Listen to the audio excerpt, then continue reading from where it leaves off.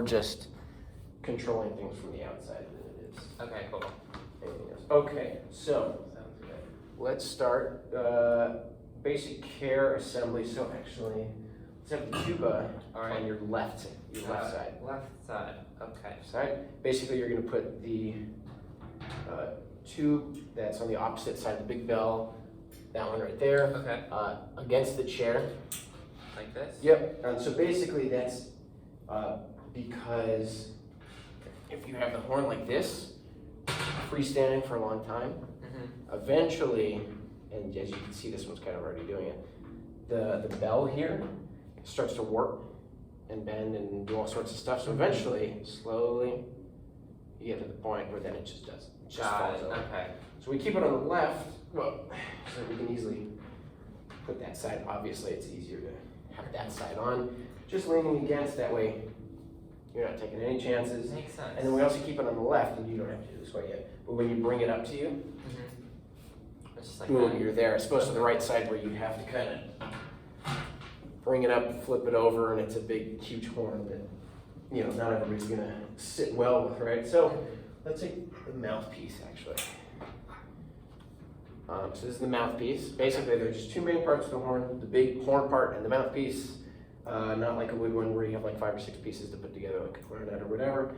So you've got your pipe right there. Oh, got it. Okay. That goes in. Yep. And basically what you'll do is, actually, you can just put it in while it's down. You find the pipe, put it in, and then just give it a tight screw, just a little tight, a slight twist, nothing too much. Okay. You don't need to twist it too much because it doesn't need it in the first place, and you don't want to get it too stuck.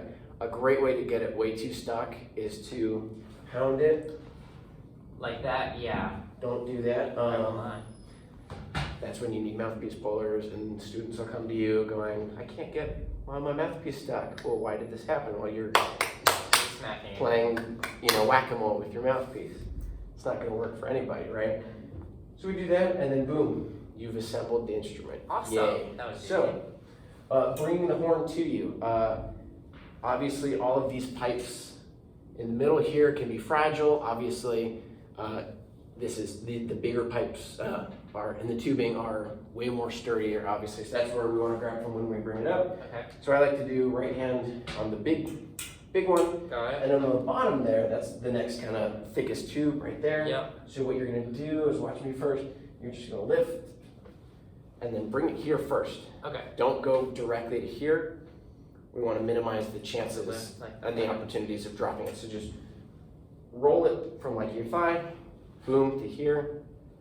Make it easier for you to get, and pretend you're like a really small child, you're like a 5th grader or whatever, just learning this, right?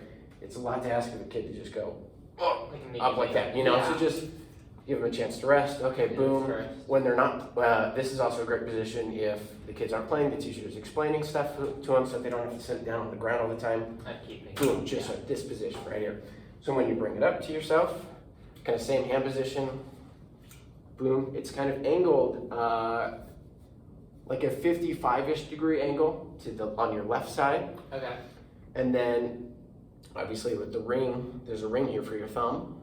Over by the valves, these are valves. Oh, got it. Boom, you hold it there. And then on the valves, it'll be index, middle, ring, and pinky that are the ones on the valves, so no thumb on the valves. So that's the thumb ring, whatever. Like that. And then, here, let's get it more comfortable on you. So what you can do, there are a lot of different tips and tricks you can use. They make tuba stands, so like for really little kids, where it might be really hard to get it here. They make stands where it holds the tuba here, kind of out in front, so then it's easier for the kids that are down low. And the main goal when you're holding the tuba is to you don't come to the mouthpiece comes to you. Okay. Right, because if you're slouched like this, or you're trying to lean forward to get it, or kind of slouching or whatever, your air support is going to be severely limited, and especially with a big horn like this, we need a lot of air to really, really push through. Even just for like a whole note, it requires a ton of air. So we want to do that. So what do we do to find ways to do that? You can have it here, in the middle of your thighs or whatever. If that's comfortable for you, great. And if it's at a great height, that's great. Other times you can kind of turn to the corner of your chair like that. Place it on that, because obviously there's more chair to work with when you have the corners, then you can put it just straight on the chair. Okay. Cradle it with your legs. For me, if it's on the chair, it's a little too, obviously you can see it's at my chin. That's not going to do me any good. I think that's like. So I kind of hold it up. Got it. And then with your left hand, I know a lot of people teach it up here. Okay. Obviously, some tuba designs make it so that you can kind of like put your hand through here. Like there's more real estate to kind of fit it like all the way here. Obviously, these don't work that way. So just whatever feels comfortable. For me, mine's at the side. It just feels comfortable for me. But my endurance can do that. Not everybody can do it. So when you're holding this, make sure the mouthpiece comes to you. It's at a good height. You're comfortable. You've got good spine alignment going up from the top, good posture. And then whatever's comfortable from you from there, you're not going to drop it or anything like that. Okay. So let's practice that actually. And then when you bring it back down, kind of same concept, rolling it back, and then just doing the opposite. Still keeping it on the left side, and then just nice and slowly controlling the horn. That way we don't dent anything and don't mess up any of the pipes. So let's do that. Taking it and just rolling it onto our lap. And then from there, and I kind of like to, You put the thumb in once first? you get comfortable, and you can certainly do this first. In the beginning, I think it's a great idea to just keep the right hand on the bottom. Okay. Get it there first, and then while it's cradled, then go ahead and put it in. You can put the hand in however you like. Obviously, every hand size is different, so it'll be kind of a feel it out. You put the thumb in first, you want these in. And then hand position for the valves. Obviously, so what goes on in a valve, and you can go to resting position. Cool. So I explain this. Each valve is kind of like a piston in a car. You ever see those car commercials where the things are going down, right? They're like pistons, right? Yeah.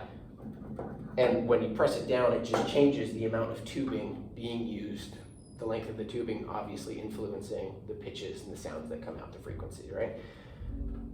And so what we want there is to make the smoothest range of motion possible for this to go down all the way. Not halfway, not almost all the way, but just all the way down, right? So one of the things we do is we kind of curl our fingers as best we can. Obviously, it's not, some kids' hands might be really small, so it might be really hard to do this. But keeping your fingers kind of straight down and curling them in a way that when you press it down, it goes straight down, as opposed to if you have your fingers flat like that and you press down, not only will you press down, but you might also press outward and forward. And so then when the valve gets out of line and out of track, then valve oil won't do you any good anymore because now everything's out of track. So the goal is to press it just as straight down as possible. And we do that by curling the fingers. Cool, okay. So do that, and then you might notice this fourth valve here is a little sticky. There we go. Another way to make sure that the valve or the piston, right, moves properly and moves smoothly, right, is to oil the valves. Maybe the valve itself is dry. So if we unscrew this, the top part here, so that's this first little layer right here, kind of where the ridges are right there. This valve pops out. Okay. This is what the valve is. Boom, and you can kind of see in there's some springs. Yeah. That's where it goes down. So basically what happens is when things get dry here and inside here, basically it jams and doesn't really want to go down. So basically we use valve oil, and what you would do is there's a little tube and you just kind of run it at the top, just a little bit, not very much. You'd kind of let it run down, just acting as a lubricant to make things run really smoothly. And then to put them back in, you might see right there's a little ridge right there. Yes. It goes around and there's a little socket right there. Mm-hmm. What that is that there's the plastic at the top, so if you raise that, Oh, it's that little. that's where it aligns. And for different brass instruments and different horns, there might not be this little ridge right here, but in most horns, like trumpet or whatever, there will be that, and so that'll be your point. You go, okay, that's where that goes in. So just straight down into that ridge as best as possible. And then screw back on. And based on the horn that you have and the previous owner, how well they took care of it, it might be easier to put some valves back in than others. So that's always something to look out for. And then after you oil it, it should be good to go. Okay, cool. So now let's put the horn back down and go to the mouthpiece, Okay. because this is where a lot of the work happens. And take out the mouthpiece? Yep, take the mouthpiece, just a little slight twist. Obviously, whenever we twist it in, so when we take it back out, do a little bit the same. That way you're not yanking it and you yank the entire lead pipe out. So what we're gonna do is we're just going to blow air into it. Okay. And I want you to, just focus on blowing a lot of air. Just Okay. into it. So what you're gonna do is you're going to say and just be relaxed with it. No need for tension anywhere. No need to say You'll place your lips inside of it, inside the mouthpiece, inside here, on the center, not off to the side, and we'll get into this later, but more you can angle it down. For some people, based on your teeth position, and everybody has different overbites, that helps determine what sound gets out. So it might be more beneficial for some people to be off to the side, just ever so slightly, because maybe they have some teeth issues or whatever. In the beginning, when you're first learning this, it's kind of a feel it out thing. What position on the mouth feels the best? Obviously, everybody's teeth are different. That really affects what goes on with the mouthpiece alone. So let's just try it. Okay. Right centered. Just breathe, huge breath, and then just do what I do.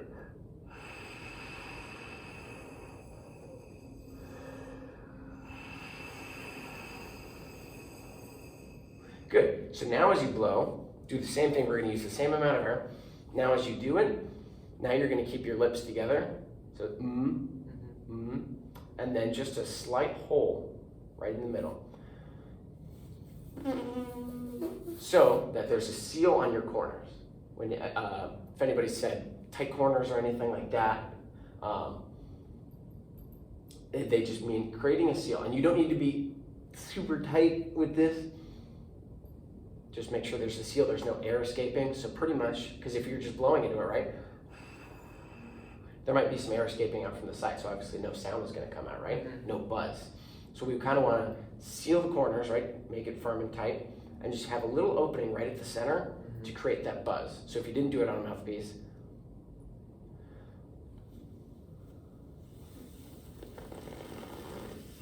and it doesn't need to be especially with tuba, just tuba more so than any other brass instrument, just relax. Relax with everything. So try that now where your corners are firm, closed, small opening, and try to keep your lips together for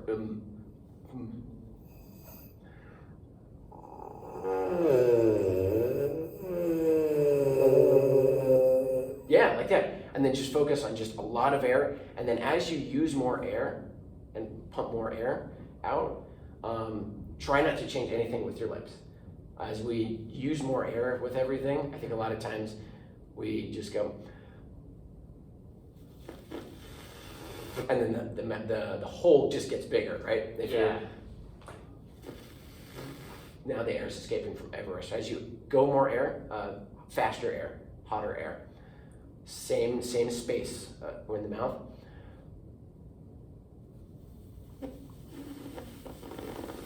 And as you go faster, that'll create more of the buzzing effect. So try that again, more air, but keep everything in the mouth the same.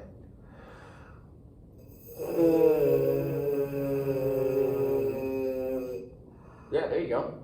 And then as you blow in, just keep the shoulders relaxed, keep everything relaxed. No tension, don't let anything block the airflow.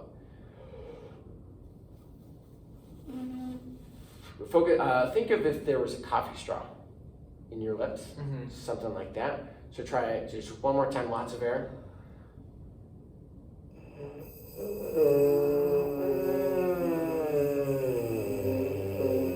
Good, so now do that. Keep the airflow, but now relax the lips a little bit more to make the pitch go down. So like this, so if you're starting up, As you go lower, you're still going to need more air. Just keep things relaxed, but try to make sure that things are still sealed on the corners. Okay. So start higher, kind of what you were doing, and then try and relax a little bit to go lower.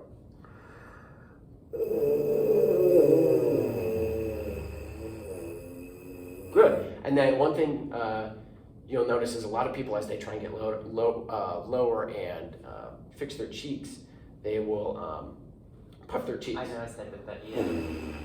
Which, yes, helps you get lower, but we just want to make sure. And one of those things, just keeping the corners tight. Boom. Now the mouthpiece, so now let's put the mouthpiece back on. Cool.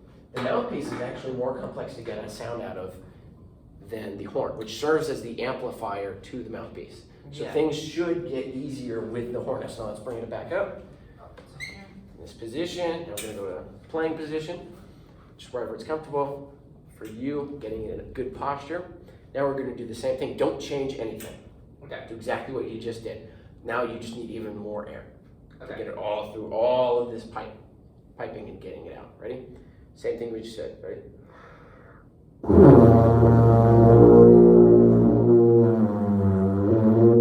That good. All right. Now just focus on having that one pitch. So you were playing the first note we were going to learn, which is the open. It's open partial. So obviously the open partial meaning no vowels are down. So that's going to be B flat. Okay. So let me play that for you. That this will be the pitch you're aiming for. Okay, so now try that, and then just keep the pitch constant the whole time. Okay.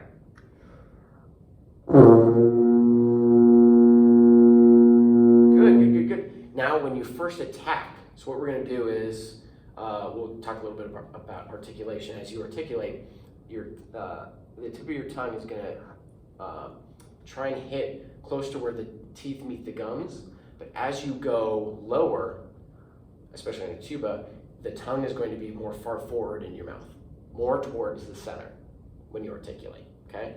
So try and do that, and as you articulate and have that first attack, try not to puff the cheeks from the beginning. So have that embouchure set before. Okay.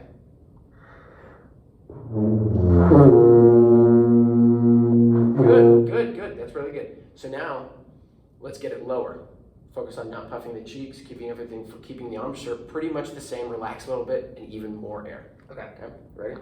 So now we're gonna go for the next partial down, which is an F, so.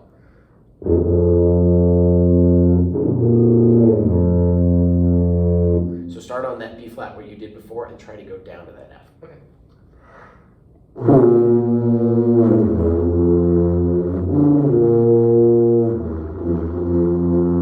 Good, yep, and the pitch really sounded strong when the corners were firm the whole time. She's using a lot of air and not puffing the cheeks. So good. So now we've got our two open partials that we start on, okay? So basically, we're gonna learn the first 5 notes All right. of. So now, actually, what we're going to do is now we're going to try and get even lower. So let's try and hit that F again. Okay. Good, keep the corners forward. Good. Now what you're going to do is you're going to relax everything in your mouth. Still not puffing the cheeks, keeping the corners firm. But now you're going to relax everything in here. So when I say corners firm, as opposed to the whole mouth, basically what you're going to do is keeping the corners firm, but then the middle of your mouth kind of is flexible and can be flapped. So if my whole lip was firm, I couldn't do that. But the middle of your lips being flexible and just puffy. Okay. So what you're going to do now is just relax everything, lots and lots of air. So now we're going to aim for this note, which is low B flat.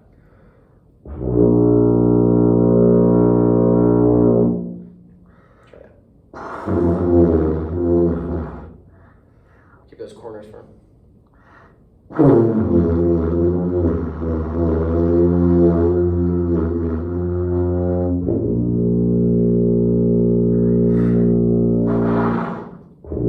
And that's okay. I think a lot of people, it's a lot easier to hit the higher notes on tuba. Like, a lot lot of the tuba literature will have you going lower. So it's harder to get people to be able to play low. That's just something that takes a lot of time. Mm-hmm. So what we're going to do is we're going to learn F to that B flat. So the F, the open F we learned, to that B flat that we were playing. Okay. What we're going to do is F is open, Got it. and then, so this is in the B flat major scale, obviously, going from F to B flat. Mm-hmm. F, then the next note is G, which will be 1 and 2. 1, 2. So let's play that note, which is this.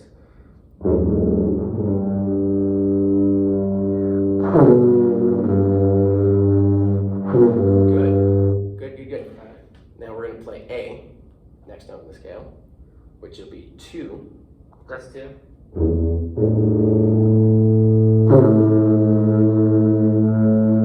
Good. And now we're going to go back up to the open B flat, the very first note we played.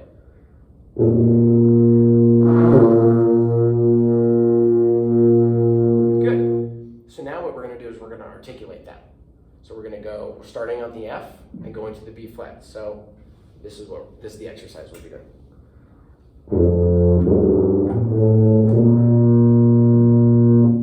Cool. Just going up. Okay. So let's Is do there that. a tempo you want me to? Let's just do quarter notes, and I'll count it off in 4. Sounds great. 1, 2, ready.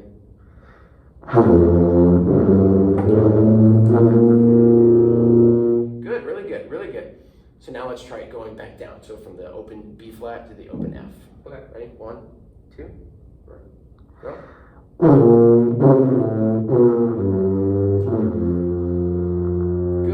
Good. So basically, when you hear those cracks and stuff, that's basically you hitting the partial above. So if you were to hit, so that 1 and 2, where it sounded like it was high and then it got down to that G, that's the next partial up. Okay.